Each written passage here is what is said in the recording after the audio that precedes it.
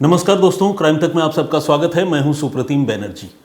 अक्सर आप लोग मुझसे ये कहते हैं कि क्राइम की कुछ वैसी कहानियां मुझे आप लोगों को सुनानी चाहिए जिसमें क्राइम तो हुआ, लेकिन क्राइम हो जाने के बाद गुनहगारों का अंजाम क्या हुआ। जो अपराध के शिकार हो गए वो तो खैर शिकार हो गए, कभी कोई दिव्यांग हो जाता है, कभी कोई जान से जाता है, लेकिन जो गुनहगार होते हैं उनका क्या होता है, अदालत से सज़ा मिल पाती है, नहीं मिल पाती है, ये भी बताएं। तो इस बात को ध्यान में रखते हुए आज मैं आप लोगों को एक पुरानी स्टोरी, बल्कि काफ़ी पुरानी स्टोरी सुनाने जा रहा हूँ, जिसमें पुलिस ने नायाब इन्वेस्टिगेशन किया और इन्वेस्टिगेशन का जो नतीजा निकला वो सब आपको कहानी के अंत में खुद ब खुद पता चल जाएगा। तो आइए शुरुआत करते हैं। इस घटना का ताल्लुक दो मेट्रोपॉलिटन सिटीज़ से है, एक कोलकाता और दूसरा मुंबई। कोलकाता का रहने वाला एक नौजवान 25 साल का, जिसका नाम था दीपेन असित बैनर्जी।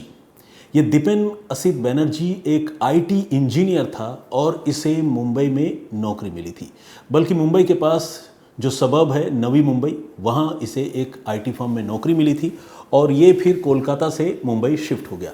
शिफ्ट होने के बाद जैसा कि होता है, नए शहर में कोई जाता है तो सबसे पहले प्रॉपर्टी ब्रोकर्स होते हैं, रियल एस्टेट एजेंट होते हैं, उनसे बातचीत करता है, किसी मकान का बंदोबस्त देखता है। तो दीपेन असित बैनर्जी ने एक प्रॉपर्टी डीलर से बात की, जिस प्रॉपर्टी डीलर ने उसे नवी मुंबई के ऐरोली इलाके में सेक्टर 8A में एक अपार्टमेंट रेंट में दिलाने में उसकी मदद की, यानी दिला दिया। अब इस अपार्टमेंट में दीपेन शिफ्ट हो गया और वहीं रहने लगा। चूँकि अकेला था, परिवार के लोग तो जाहिर सी बात है कोलकाता से नहीं आए थे, यहाँ नौकरी कर रहा था वो, तो खाने पीने का जो उसका इंतज़ाम था वो बाहर से टिफ़िन सर्विस के ज़रिए जो है खाना मंगवाया करता था। काम पर जाना, घर में आकर सो जाना, घर में भी काम करते रहना, टिफ़िन सर्विस से खाना खाना, जिस तरह से एक बैचलर की ज़िंदगी होती है, दीपेन उसी तरह की ज़िंदगी गुजार रहा था। कुछ दिनों तक ये सब कुछ ठीक चलता रहा, लेकिन फिर अचानक वो मनहूस तारीख आई जिस तारीख ने दीपेन की ज़िंदगी में सब कुछ बदल कर रख दिया। ये तारीख थी 10 अगस्त 2010 की। दीपेन की अपने घर वालों से रोज़ फ़ोन पर बात होती थी। ये बहुत ऑब्वियस और नॉर्मल सी बात है, जो भी लोग बाहर रहते हैं अपने नाते रिश्तेदारों से फ़ोन पर रोज़ ही बात करते हैं, खासकर अब जब टेलीफोन इतना हैंडी है, अवेलेबल है, मोबाइल है सबके पास। तो खैर 2010 की बात है, घर वाले रोज़ दीपेन से बात करते थे। दीपेन की बहन ने 10 अगस्त को जब उसे फ़ोन किया सुबह, तो उसका फ़ोन अनआंसर्ड गया। बहन को लगा कि शायद कहीं बिजी होगा या वॉशरूम में होगा, थोड़ी देर बाद करूँगी। थोड़ी देर बाद किया, वो भी अनआंसर्ड रहा। दिन में कई बार फ़ोन करती रही वो, लेकिन दीपेन ने एक बार भी फ़ोन नहीं उठाया। बहन की चिंता बढ़ती रही। वो पूरा दिन जो है निकल गया। बहन लगातार फ़ोन करके अपनी भाई से बात करने की कोशिश करती रही, लेकिन नाकाम रही। 11 तारीख का दिन आ गया, यानी 11 तारीख आ गई। अब बहन ने फिर से उसको फ़ोन करना चालू किया सुबह से ही, लेकिन फ़ोन नहीं उठ रहा था और लगातार फ़ोन पर रिंग जा रहा है, लेकिन घंटी बज रही है, लेकिन कोई उठा नहीं रहा है। अब बहन बहुत परेशान हो गई। उसने फिर उस रियल एस्टेट एजेंट से बात की जिस एजेंट ने उसके भाई को मकान किराए पर दिलवाया था। वो एजेंट जो है उसने भी अपने तौर पर दीपेन को फ़ोन करने की कोशिश की, लगातार फ़ोन करता रहा, लेकिन उसका भी फ़ोन नहीं उठा। तब रियल एस्टेट एजेंट को भी खटका लगा। वो फ़ौरन मौके पर पहुंचा और मौके पर पहुंचकर उसने देखा कि दीपेन के अपार्टमेंट का दरवाज़ा खुला हुआ है और घर के अंदर सारी चीज़ें बिखरी हुई है। वो घबरा गया, उसे डर लगने लगा अनहोनी का, और उसने फ़ौरन नवी मुंबई की जो पुलिस है उसको इत्तला दी। पुलिस की टीम मौके पर पहुंची, मकान में दाखिल हुई, सीन ऑफ क्राइम में, और जैसे ही मकान के अंदर घुसी, थोड़ा आगे लोग बढ़े, अंदर खून के छींटे और धब्बे सब भरे हुए थे। ये देखकर सारे लोग घबरा गए। पुलिस वाले तो खैर इस तरह के मौक़ों पर जाते हैं, सीन ऑफ क्राइम विज़िट करते हैं, उनको थोड़ा मतलब आप कहें कि उनके अंदर थोड़ी हिम्मत भी होती है इस तरह के गोरी चीज़ों को देखने की। तो पुलिस वाले जब और अंदर गए तो उन्होंने देखा कि बाथरूम में दीपेन जो है वो औंधे मुंह गिरा पड़ा है और उसके जिस्म में अनगिनत चाकुओं के घाव हैं और बाथरूम में भी खून बहकर बिल्कुल जम गया है और पूरे कमरे में, बाथरूम के आसपास के इलाके में भी खून ही खून है। जिस तरह से खून बिल्कुल निकल कर जम गया बाथरूम में, वो औंधे मुंह पड़ा हुआ था, जिस्म को देखकर साफ था कि दीपेन अब जिंदा नहीं है, उसकी मौत हो चुकी है और कोई ऐसा है जिसने उसे चाकू मारे हैं। पुलिस ने घर का कोना कोना छान मारा, देखा कि घर की सारी चीज़ें जो है वो बिखरी पड़ी हैं, ख़ासकर घर में जो कीमती चीज़ें हैं वो गायब हैं। लैपटॉप जो दीपेन का है वो गायब है, मोबाइल फ़ोन गायब है, credit card, debit card, wallet, सारी चीज़ें गायब हैं। सीधा सीधा ये मामला लूट यानी लूट और मर्डर का लग रहा था। पुलिस ने इस सिलसिले में रिपोर्ट भी दर्ज की और मामले की छानबीन शुरू कर दी। दीपेन का कत्ल हो चुका था, उधर उसके घर वालों को कोलकाता में इसकी जानकारी दी गई। घर वाले रोते बिलखते हुए नवी मुंबई पहुँचे। घर का चिराग बुझ चुका था। आप समझ सकते हैं कि पूरे परिवार पर क्या गुजरी होगी, कितनी तकलीफ़, कितना दर्द उन्होंने सहा होगा। तो खैर, वो लोग तो पहुँचे मुंबई, बच्चे की लाश ली, अंतिम संस्कार कराया, इधर पुलिस जांच करती रही। पुलिस ने जब सीन ऑफ क्राइम को विज़िट किया था तो वहाँ से पुलिस को कोई बहुत ज़्यादा चीज़ें तो नहीं, लेकिन क्लू के नाम पर 2 ऐसी चीज़ें मिली थी जो पुलिस के लिए बहुत ही इम्पॉर्टेंट साबित हुई। एक चीज़ ऐसी थी जो इनविजिबल थी, आप समझ सकते हैं वो क्या चीज़ है, वो फिंगरप्रिंट। पुलिस ने जब पूरे घर की तलाशी ली और फॉरेंसिक एक्सपर्ट्स को बुलाया तो उस घर में एक नहीं 2-3 लोगों के, अलग अलग लोगों के फिंगरप्रिंट जो है उस घर के अलग अलग चीज़ों पर नज़र आए, जिसे देखकर ये साफ था कि रॉबरी के लिए या डकैती के लिए उस घर में जो भी लोग घुसे थे वो 1 या 2 आदमी नहीं बल्कि उससे ज़्यादा उनकी तादाद थी। एक तो ये चीज़ फिंगरप्रिंट के ज़रिए पुलिस को पता चली और दूसरी बात, पुलिस को मौका वारदात से खून से सना हुआ एक शर्ट भी मिला। अब ये जो खून से सनी शर्ट थी, उस शर्ट को पुलिस ने बहुत बारीकी से देखा, उसका मुआयना किया और उस शर्ट में पुलिस को एक स्टिकर, जो टेलर का स्टिकर होता है, वो लगा हुआ मिला। इस टेलर का नाम था स्टाइल स्टार टेलर कराद। कराद एक जगह है सतारा ज़िले में, सतारा भी महाराष्ट्र में है, आप सब जानते हैं। और यहाँ ये जो स्टिकर है, इस स्टिकर पर सिर्फ स्टाइल स्टार टेलर का ही नाम नहीं लिखा था बल्कि उसका नंबर भी छपा हुआ था, नंबर भी प्रिंटेड था। तो इस स्टिकर के ज़रिए पुलिस ने सबसे पहले सतारा के उस टेलर से बात की। उसने कहा कि हाँ, ये टेलर का ही नंबर है, स्टाइल स्टार टेलर का। पुलिस ने जो भी फ़ोन पर पूछ सकती थी पुलिस ने पूछा, लेकिन फ़ोन पर इतनी जानकारी तो नहीं मिल सकती कि ये शर्ट किसकी है, क्या है, और वो भी खून से सनी शर्ट के बारे में। तो पुलिस की एक टीम फ़ौरन नवी मुंबई से सतारा रवाना हुई। उस शर्ट की तस्वीरों के साथ, खून से सनी शर्ट की तस्वीर के साथ सब कुछ पुलिस ने दिखाया।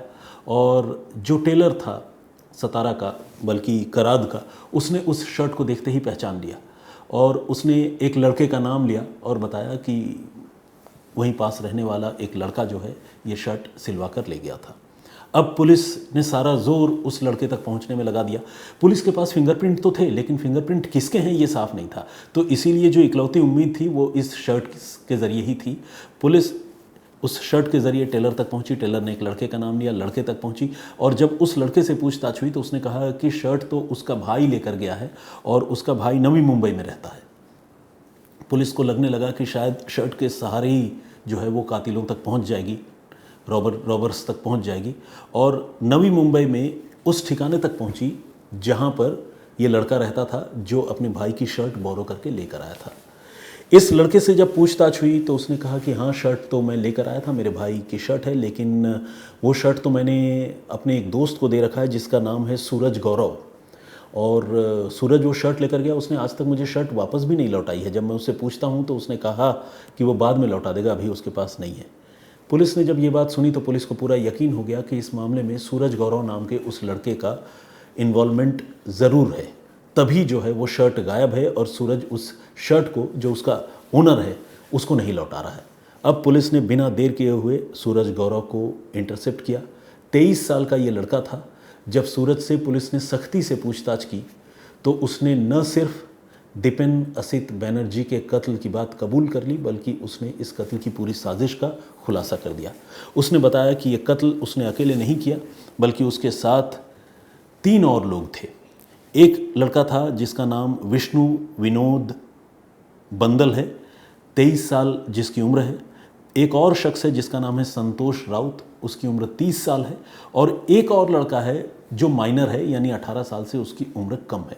तो इस तरह से ये 3 लोग थे और चौथा वो खुद सूरज गौरव, जो शर्ट लेकर आया था और जिसकी शर्ट मौका वारदात पर पुलिस को मिली थी। अब पुलिस ने इन चारों लोगों को इंटरसेप्ट कर लिया। माइनर के साथ तो खैर आपको पता है कानून के हिसाब से अलग ट्रीटमेंट होता है, लेकिन जो 3 बालिग मुलजिम थे उनसे पुलिस ने सख्ती की, उनसे पूछताछ की और उन्होंने फिर पूरी कहानी सुनाई।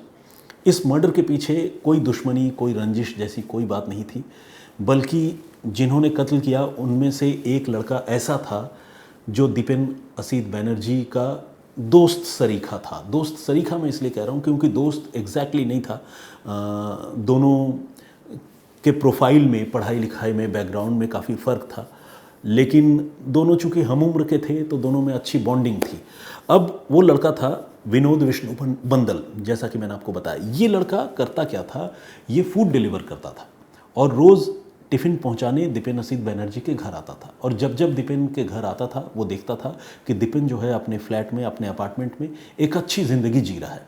सोफ़ा लगा हुआ है, पूरा घर करीने से सजा हुआ है, सारी चीज़ें साफ़ सुथरी हैं, सजावट की चीज़ें हैं। हमेशा वो लैपटॉप पर काम करता हुआ दिखता, उसके पास डेबिट क्रेडिट कार्ड होते, बढ़िया मोबाइल फ़ोन था। तो कुल मिलाकर लाइफस्टाइल जो है ये दीपेन की काफ़ी अच्छी थी।